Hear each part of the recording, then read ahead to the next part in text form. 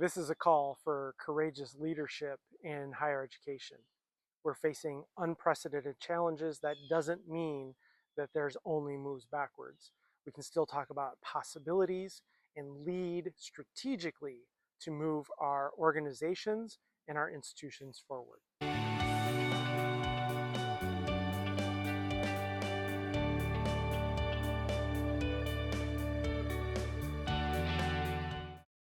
We are facing unprecedented challenges. And if you're a higher education leader who feels caught in a fear and scarcity based mindset, there is so much evidence all around us to support and justify why you feel that way.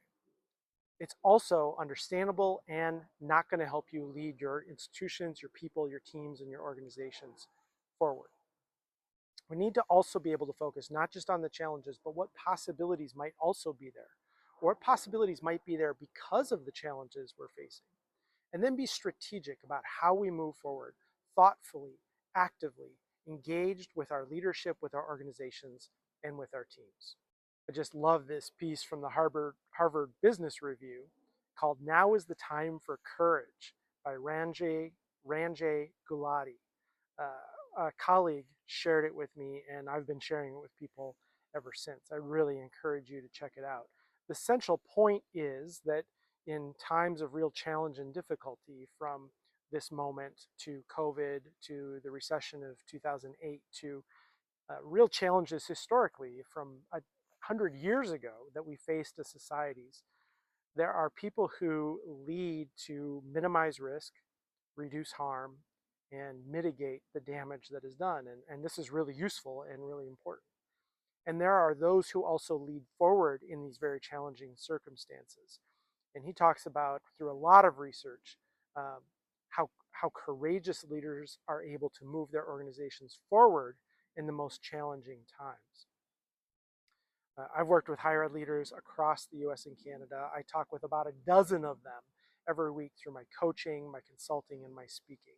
I also am fortunate enough to get to talk to some of the smartest scholars and leaders in higher education pretty much weekly through the Student Affairs Now podcast. There are very clear patterns about the challenges we're facing, the possibilities that exist, and strategies we as leaders can use to move things forward. Higher education is facing unprecedented challenges. If it feels that way, it's because it is true. We live in a VUCA world, volatile, uncertain, complex, and ambiguous. And that is true. It's very difficult to navigate. And if you're waiting for that VUCA world to pass by, to come to an end, to move on, I think that's a real mistake. I think this is the new reality that we're going to live in, and that VUCA world is probably even going to escalate and get more challenging. We need to get used to navigating a VUCA world as leaders, not wait for it to be over with before we lead, but lead with and through it. And the challenges you're facing as a higher ed leader are real. Budget cuts, staff disengagement and attrition, enrollment cliffs, nonsensical federal policy, state legislatures meddling for clout and to win primaries, uh, students demanding more, needing more in these times. There's so many challenges that we're facing. We can't argue with them or wait for them to pass. We have to lead with and through them. And all the leaders that I talk to are uneasy. Those facing enrollment declines and budget issues, or scrutiny from alumni groups or trustees or media, they certainly feel uneasy. But even those who have enrollment increases, that have residence halls overflowing, that have surpluses in the budget, they don't feel reassured. They feel uneasy because they're worried about what the next year is going to come. We're in such a VUCA world that even progress and success and surpluses leave us feeling uneasy about the future. And we have to be able to advance through these challenges. A way to think about advancing through these challenges is, what are our strengths and what differentiates us? What really are the strengths of our organization, our institution, of our students, of our focus, of our method, of our purpose? And what really differentiates us? When there were so many students out there replenishing every year, we could just admit more students. To say we're just like everybody else made sense. But now that there's a limited number of incoming students, we have to differentiate ourselves. We have to say, we're not for everybody, but if you're interested in healthcare, in an experiential learning setting, we are absolutely the right place for you to be, or whatever might be differentiating from you. So what are your strengths and how do you differentiate? We have to be able to see the opportunities and the possibilities in these obstacles. In some ways, the challenges and the possibilities are right next to each other. In some ways, the challenges, the possibilities are within the challenges. So how can budget restraints help you innovate and make shifts? How can staff attrition help you make a move to better restructure your team and your organization that you might not be able to do otherwise without these shifts? So how do we see the possibility with the challenges and how do we see the possibility in the challenges? And we have to continue to ask the possibility questions. What's possible from here? Where can we go from here? What might be possible? What might we be able to do now? Uh, this is a real difficulty. This is a real challenge. And what does it make possible for us? We have to stay in that possibility to be able to see these things. If we can't see them, we can't lead toward them. Now I want to share a few strategies for leading with courageous leadership in higher education. Doing this is hard. If you think it's easy or you just need to put on a smiley face and pretend everything is great, that's toxic positivity. It will not work. This is really challenging work. A few things I would suggest. Focus on how you can be the calm eye at the center of the storm. This is something I talk about with all of my coaching clients. If you're waiting for the world's circumstances, for the institution's enrollment or budget to be aligned to bring you calm, peace, and joy, you're in real trouble. But how do you get so grounded, so rooted, so centered that you can be the calm eye at the center of the storm, navigating the complexity as it swirls around you? And how do we as leaders get comfortable being uncomfortable? Leading in these challenging times is never comfortable. It's never easy. So how do we get comfortable not knowing the answers, not knowing what's ahead, not knowing how it's going to turn out, not knowing what the feedback will be, not knowing about the outcome? How do we get comfortable being uncomfortable, taking risks, trying new things, being in our uncomfortable zones as leaders?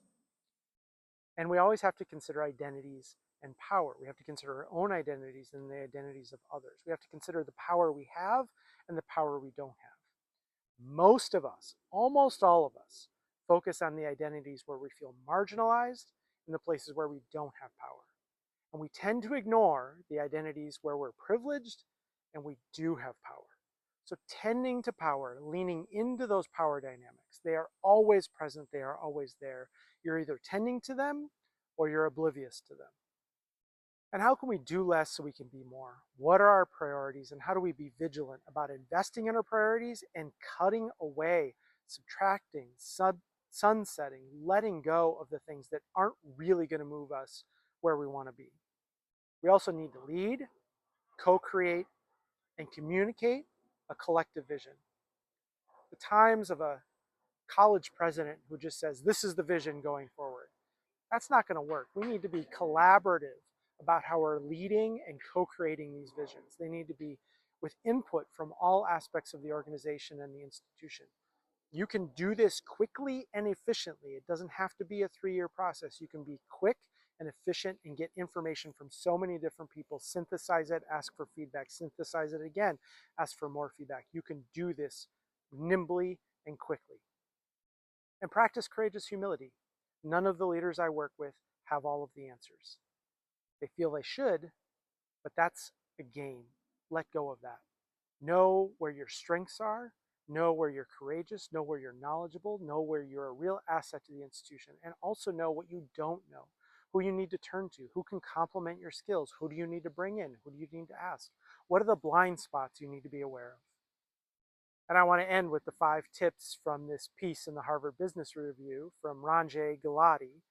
And he says that there are 5 things that courageous leaders do. They create a positive narrative. They cultivate confidence, take small steps, find connection, and they stay calm. You'll see there's some real connections with what he's sharing and what I've shared with you. If we're going to lead toward better tomorrows for your institution, for higher education, and for society as a whole, we need better leadership and better leadership teams. Poor leadership has never been as costly as it is now, and we need exceptional leadership more than we ever have. I work with lots of higher ed leaders and leadership teams to help them move forward, to embrace the challenges and difficulties, to find the possibilities, and strategically move toward that. If you think your leadership team could benefit from this approach to help you not just weather the storm and survive, but actually move forward to advance, to thrive, I'd love to connect with you. I do this through coaching, I do this through leadership retreats, I do this through workshops. So if this is something that could help move your organization and your institution and your leadership forward, let's connect.